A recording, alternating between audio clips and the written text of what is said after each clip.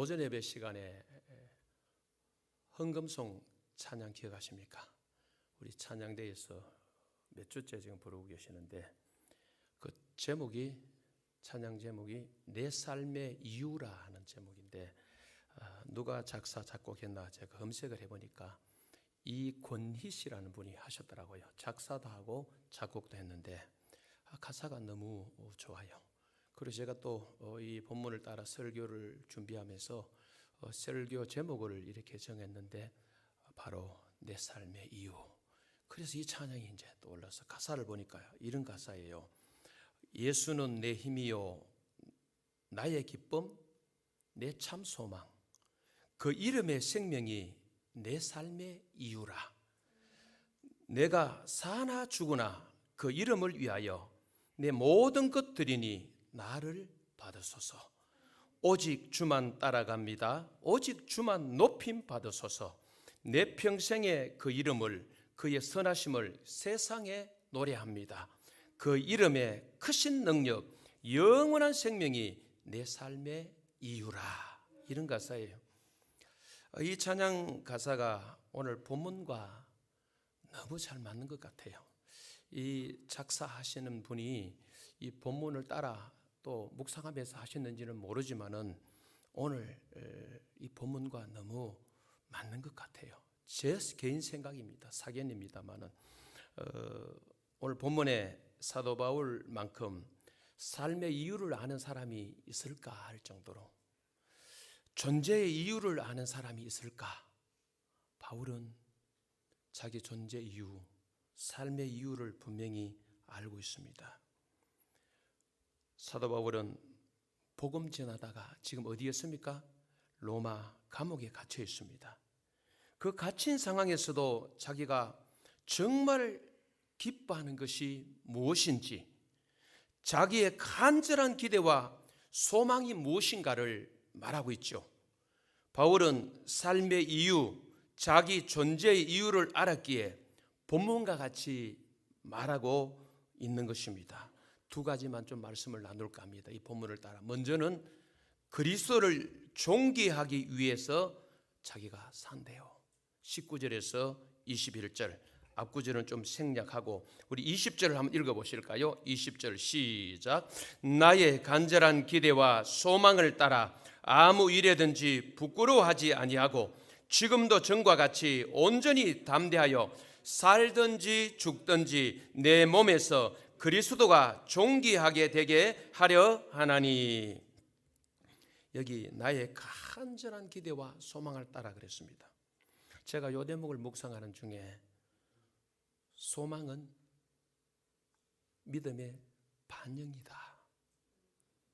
소망은 가치관의 반영이다. 이런 대목이 제가 묵상이 되어졌어요. 그 사람의 소망을 들어보면은 그 속에 뭐가 담겼겠습니까? 그 사람의 믿음이 담겨질 수 있습니다. 그 사람의 소망 속에는 그 사람의 가치관이 담겨 있는 것 같아요. 가치 부여를 하지 않으면 그런 소망을 가지겠습니까?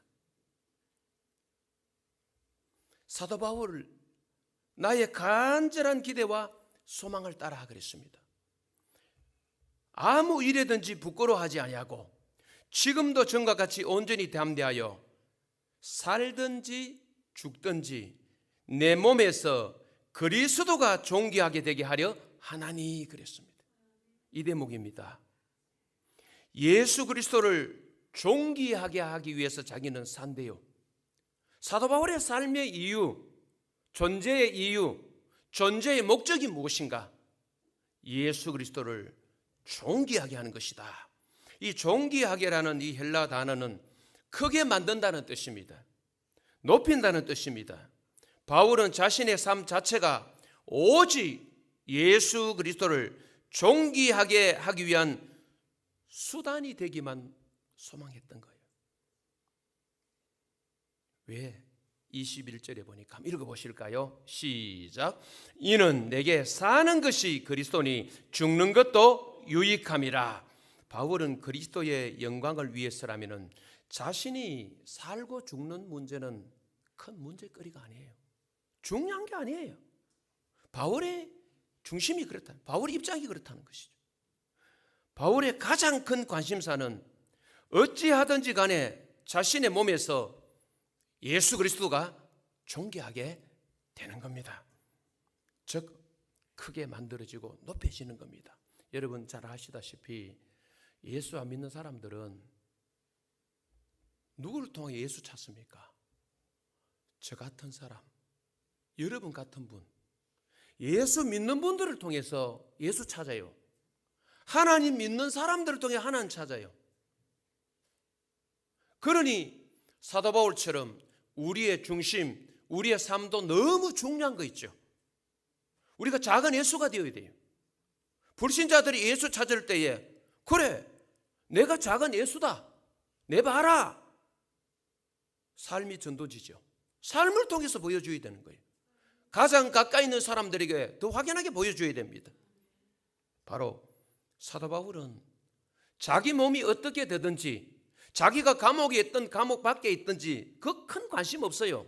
오로지 자기를 통하여 예수 그리스도가 존귀하게 된다면은 자기는 죽어도 좋고 살아도 좋고, 이게 바울이에요. 오늘 저와 여러분의 삶의 이유, 삶의 목적, 이 땅에 존재하는 이유, 존재 목적이 무엇일까요?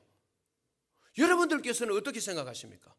무엇 때문에 내가 이 땅에 존재하고 있는지, 존재 이유를 각자에게 질문을 던져보시면 돼요. 나는 왜 이 땅에서 더 살아야 되는지, 왜 건강해야 되는지, 왜 가져야 되는지, 그렇잖아요. 왜 은사가 필요합니까? 달란트가 필요합니까? 목적이 뭡니까? 내 개인의 어떤 자랑을 위한 겁니까? 내 개인의 영화를 위한 겁니까? 아니에요.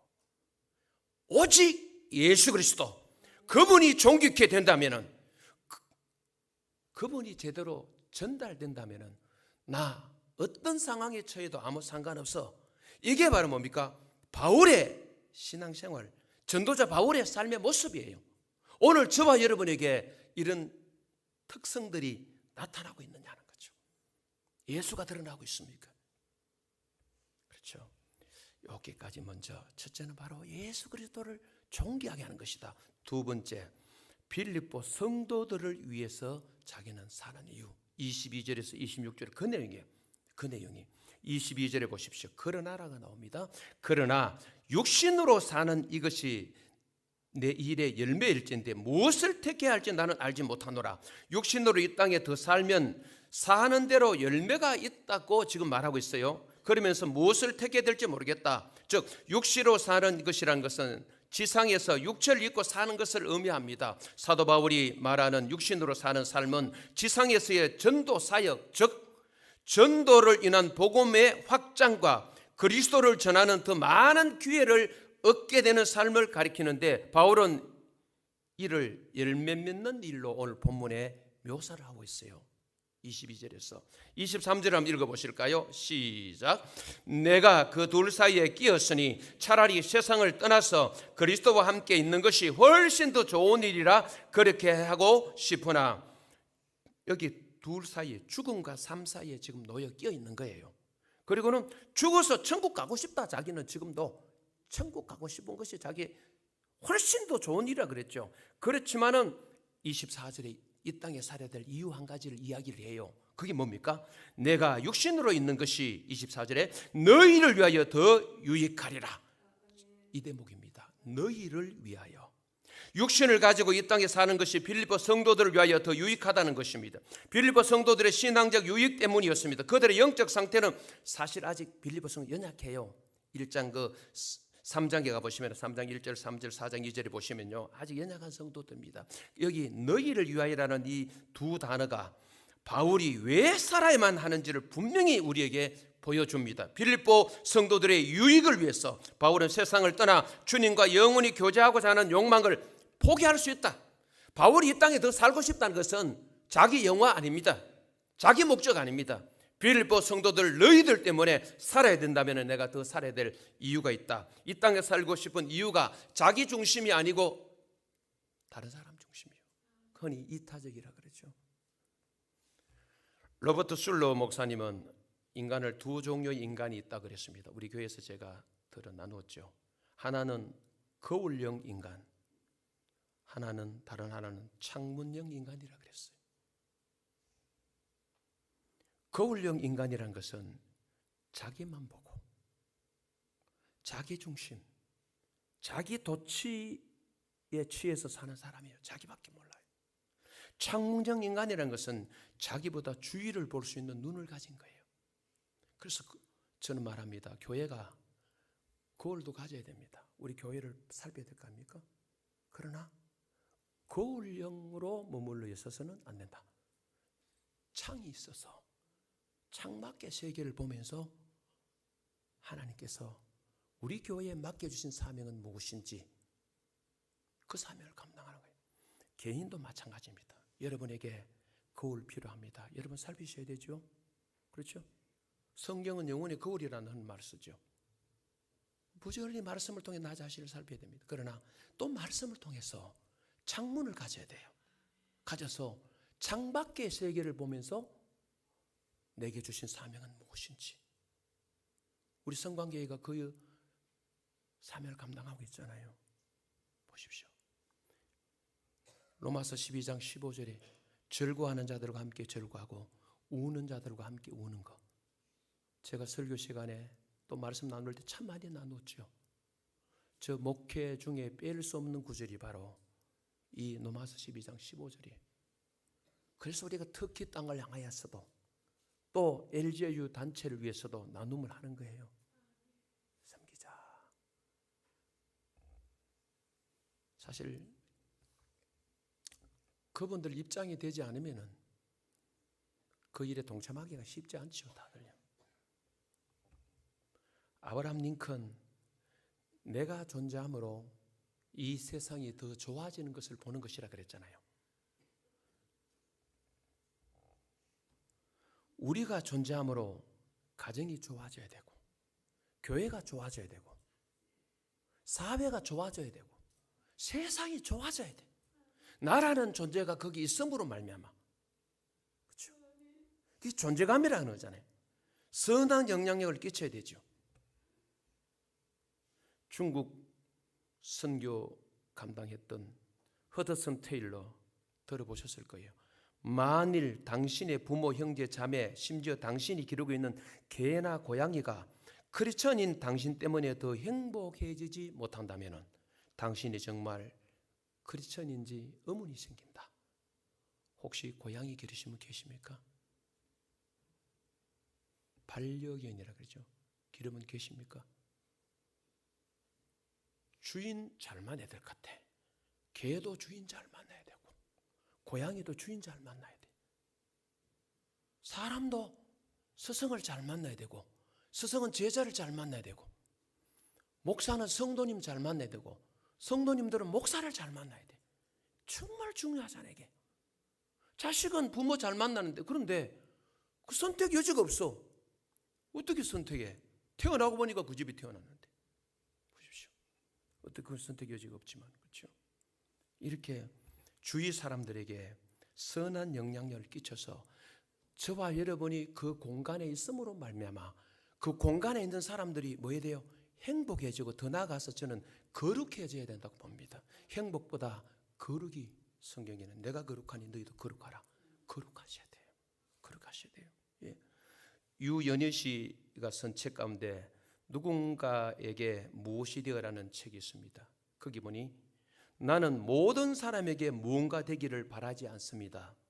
다만 그 누군가에게 그 무엇이 되고 싶을 따름입니다. 그렇죠? 우리 두루뭉실 모든 사람 사랑합니다. 쉽지 않아요. 그 말로 사랑하는 거예요. 어떻게 내가 모든 사람 다 사랑해요? 가장 가까이 있는 내 가족을 사랑하겠다든지 그 다음에 다른 교회 성도님까지는 몰라도 우리 교회 성도님들은 내가 사랑하겠다든지 우리 교회 다 사랑하기 힘들면 숫자가 많아서 내 사랑방 식구들을 내가 사랑하겠다든지 사랑방 식구까지도 4명, 5명, 10명 돼서 못 사랑하면 우선에 가장 어느 분부터 내가 사랑하겠다든지 그렇죠? 그 누군가에게 무엇이 돼야 돼. 모든 사람에게 무엇이 되기는 쉽잖아요. 저와 여러분은 어떻습니까? 나 때문에 주변 사람들이 행복해지고 있고 거룩해지고 있습니까? 그런 반대로 불행해지고는 있지 않습니까? 우리는 이런 말을 들어야 됩니다. 옆에 분에게 한번 말씀해 주실까요? 직분을 이야기 아시면 말씀해 주시고, 당신을 만난 것이 내 인생의 가장 큰 축복입니다. 이런 소리 들으면 얼마나 좋을까요? 사람이 여러분 잘 아시다시피 내 편한 대로 살면 곁에 사람이 힘든다. 저는 결혼식 주례할 때 종종 이 말을 했던 것 같아요. 자기 좋은 것 다 하면은 가까이 있는 사람이 힘들어요.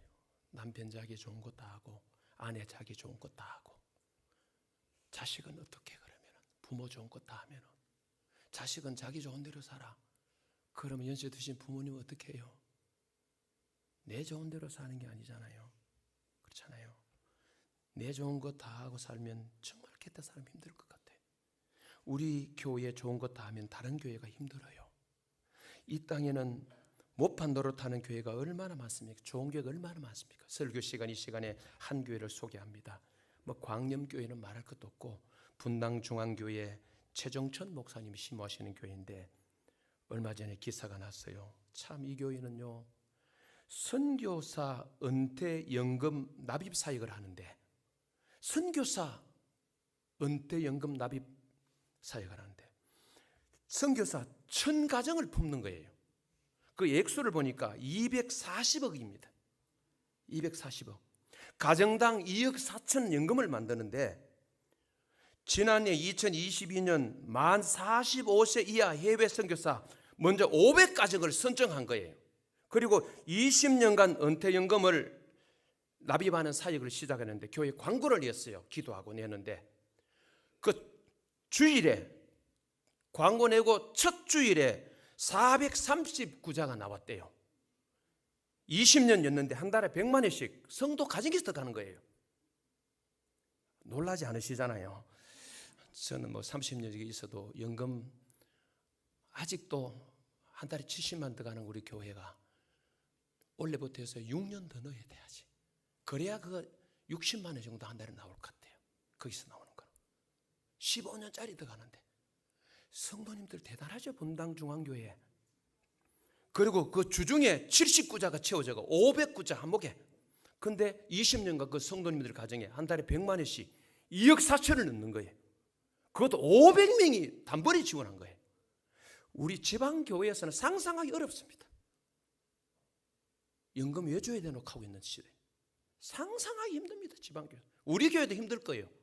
여러분들께서 한 가정이라도 쉽지 않을 것 같아요. 한 달에 100만 원씩 20년 여가지고 선교사 연금 만드는데 한번 합시다. 저는 제가 한번 생각해보니까 고개 잘려들은 나도 살기 힘든데 생각이 다른 거예요. 생각이 달라요. 다 내처럼 생각은 아니에요. 우리는 참 오해가 많거든요. 내가 생각이 다 맞는 줄 알아. 내가 정답인 줄 알아. 인생엔 정답이 없어요. 명답은 있대요. 정답은 없는데 명답은 있대요. 정답 없어요. 이 교회가요, 설립 10년 때부터 해서 인류애라 그래요. 사랑했자 인류의 실천 경험 2천억을 만들어 구제, 선교, 장학, 미자립 교회 목회자 연금 하는데 곧 400억을 또 흘러보낸대요. 야, 놀랐어요. 이 최정천 목사님 분당 중앙교회. 이게 상상할 수 없는, 우리가 이해가 안 되잖아요. 그죠? 그것도 그래. 20년간 였는데 한 달에 100만 원씩 그거를 어떻게 500가정이 딱 한 주에 끝나버리는, 한 주에. 교회가 그래요. 어떤 큰 교회는 뭐 다 자기들만 먹고 사는 줄 아니에요. 우리 주의 교회도 마찬가지더라고요. 저 반자 들어가는 교회도 근본에 목회자들 위해서 막 수천만 원 내놓으셨더라고요. 참. 그리고 서울의 모교회는 선교관을 짓잖아요. 200개 실을 만드는데 실 방 2개짜리 200개인지 몰라도요. 200개 선교사님들 해외에 갔다 들어오면 그 귀가할 데가 없잖아요. 기거처를 만드는 거예요. 그 교회에서요. 참 이거 우리가 생각하면 그 이해가 안 될 수도 있구나, 그죠? 근데요, 우리 큰 교회 무조건 욕하시면 안 돼요. 무조건 사자바 욕하시면 안 돼요. 작은 교회를 품고 작은 교회를 돕고 어려운 미자립 교회 목사님들 돕는 교회들이 얼마나 많습니까? 나만 사는 거 아닌 거죠. 그렇죠? 예, 오늘 25절을 한번 읽어보시죠. 정리할까 합니다. 25절 시작. 내가 살 것과 너희 믿음의 진보와 기쁨을 위하여 너희 무리와 함께 거할 이것을 확실히 아노니. 여러분, 바울이 왜 삽니까? 바울은 하나님 허락하신 이 땅의 삶을 사는데 그 남은 삶마저도 빌립보 성도들의 뭐의 진보입니까? 믿음의 진보. 앞에 1장 앞쪽을 나눌 때 말씀드렸죠. 진전이라고 앞에는 번역됐죠. 여기 진보 같은 헬라 단어예요. 그죠? 촉진, 성장, 혹은 뭐 군대 용어로는 선발대, 개척자 이런 의미겠죠. 빌립보 성도들을 위해서 이 땅에 그들의 믿음의 진보를 위해서 내가 살아면 더 살고 싶다. 그래서 두 가지 진보가 있다 그랬죠. 불신자를 만나면 우리가 복음의 진보를 일으켜야 됩니다. 믿음의 사람 만나면 믿음의 진보가 일어나야 됩니다. 아, 그 사람 만나가 그 사람 믿음 안 생겼나? 교회도 그렇잖아요. 그죠? 참 믿음이 바닥이었는데 어느 형제 자매 혹은 그의 사랑방 목자를 만나가지고 변화가 일어나는 거예요. 목자가 만나가 변화가 일어나는 거예요. 목자 역할이 얼마나 중요합니까? 목회 역할이 목회자 역할이 얼마나 중요합니까? 우리 교회도 건자해 보시면요, 제가 누구를 띄우는 게 아닙니다. 지도자 역할이 이렇게 중요하다는 거 보여지잖아요. 얼마나 감사한지 몰라요. 이게요. 보십시오. 26절 한번 읽어보실까요? 시작. 내가 다시 너희와 같이 있으므로 그리스도 예수 안에서 너희 자랑이 나로 말미암아 풍성하게 하려 함이라. 그렇죠. 사실 우리가 머무는 자리마다 26절 같이 이런 역사가 일어나야 되겠죠. 여러분, 로마서 1장을 보면요, 사도 바울이 로마로 가고 싶어 했던 이유 두 가지 진보가 나오죠. 1장 11절 13절에 보면 믿음의 진보가 나오고요, 그 다음에 1장 14절 15절은 복음의 진보가 나옵니다. 바울은 이것 때문에 로마에 가고 싶은 거예요. 믿음의 사람 만나면 믿음의 진보가 바울로 통해 일어나고, 불신자들은 바울을 통해 복음의 진보가 일어나고, 이게 얼마나 멋진 삶입니까? 이런 삶이 이번 한 주간에 우리에게도 일어나야 되고, 이번 한 주간뿐 아니라 우리가 이 땅에 사는 동안에 불신자 만나면은 복음이 흘러가서 복음의 진보가 일어나고, 예수 믿는 사람 만나면은 믿는 사람들 저와 만남, 여러분과의 만남 속에서 믿음의 진보가 일어나는 것입니다. 그게 바로 사도 바울의 삶이었다니까요. 이런 삶을 한번 살아보시죠. 누구의 은혜를 입어서? 주의 은혜를 입어서 그런 복된 삶을 살아가는 저와 여러분이 되기를 간절히 소망합니다.